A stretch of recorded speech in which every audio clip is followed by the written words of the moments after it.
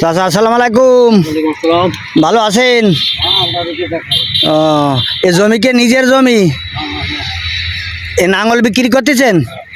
ও,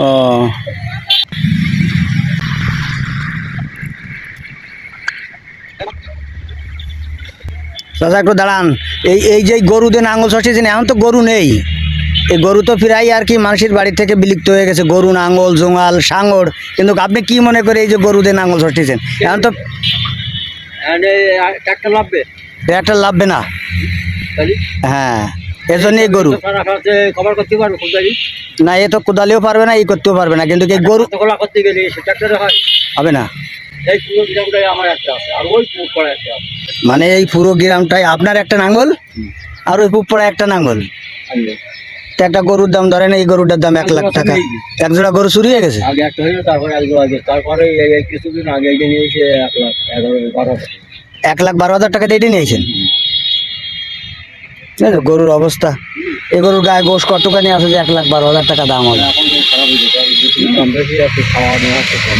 আপনি এই যে নাঙ্গল চষতেছেন, মানে আর কি প্রত্যেকদিন আপনার চাষ হয়? এই কত টাকা দেবেন মানে আর কি? এই জমি মানে 8 কাঠার মতো মনে হয়। না, এই 3টে চাষ আসছে, নাঙ্গলের দাম দেবে। আর অন্য জায়গায় 800 টাকা, আর এই চারাখোলায় আসলে বিঘে হচ্ছে 1,000 টাকা। এ খুব ঘন করে ষষ্ঠী হয়। ঘন করে মাটির দরকার আছে, ধরো এই জমি 3 বার, এখানে যদি ওই যে কাজ করার ওই দিয়ে আসতে হবে, তাহলে ওকে করতে হবে ওখানে। মানে চার্জ দিতে হবে। ওই ঘুরে যদি 3 চার্জ দেয়, 3 চার্জ দেয়, সেখানে 1,000 টাকা দিবে, বুঝলে? ওই দেখা আছে আর গুণা যদি করতে হয়, সেখানে আবার পরে এবার এই জায়গায় তো 12 মাস কালই চারা ফেলে। হ্যাঁ, ঠিক আছে। আর 12 মাস কালই আপনার এই নাঙ্গল বয়ে যায়। 12 মাস না, না মানে আষাঢ় শ্রাবণ মাস, ভাদ্র মাস এগুলো কম বেশি থাকে, কিন্তু আজকে তো ভাদ্র মাসেও আপনি নাঙ্গল ধরতেছেন। গ্যাপ যায়, কিছুটা গ্যাপ যায়, কিন্তু শুকনো থাকলে সবসময় আপনার নাঙ্গল বয়। ওই এখন এটা তো থাকবে না, সেটা বলতে আবার আমার যাবে। আচ্ছা, এই জায়গাটার নাম কি জানি? আমাদের এই গ্রামের নাম হচ্ছে পুলতাডাঙ্গা, কিন্তু অন্য কাগজ কলমে কোনো পুলতাডাঙ্গা নেই। আব্দুলপুর মৌজা। আব্দুলপুর মৌজা, মেন হচ্ছে আব্দুলপুর মৌজা। সবাই চেনে আব্দুল্লাহপুর। আমরা তো ওই বহু দূরের থেকে শুনলাম আব্দুল সন্তান না। হ্যাঁ হ্যাঁ, তারা খোলায় আব্দুলপুর। আব্দুলপুর, হ্যাঁ হ্যাঁ। আমাদের প্রাইমারি স্কুল আছে পুলতাডাঙ্গা, গ্রামের নাম পুলতাডাঙ্গা। তা আব্দুলপুর এই জায়গায় তো সমস্ত মানে আর কি এই যে তরি তরকারির চারা, জালে চারা, মানে সব ধরনের চারা এই জায়গায় পাওয়া যায়। এর সামনে আর আছে না, এইটাই আব্দুলপুর চারা। চারা ওই রাস্তার ওপারও আছে, আবার ওই খোল পর্যন্ত এই খোলটাই আছে। জমিওয়ালা লিজ দিতে হয় না, আরো 70,000, মানে প্রায় 50-60 হাজার টাকা বিঘে দিতে হয়, মানে বছরে বছরে লিজ। তো প্রিয় দর্শক, আমি আব্দুল্লাহপুর আসছি চারা নেওয়ার জন্য। আমার ভাইপো সাইফুলও আসছে, মানে শ্বশুর।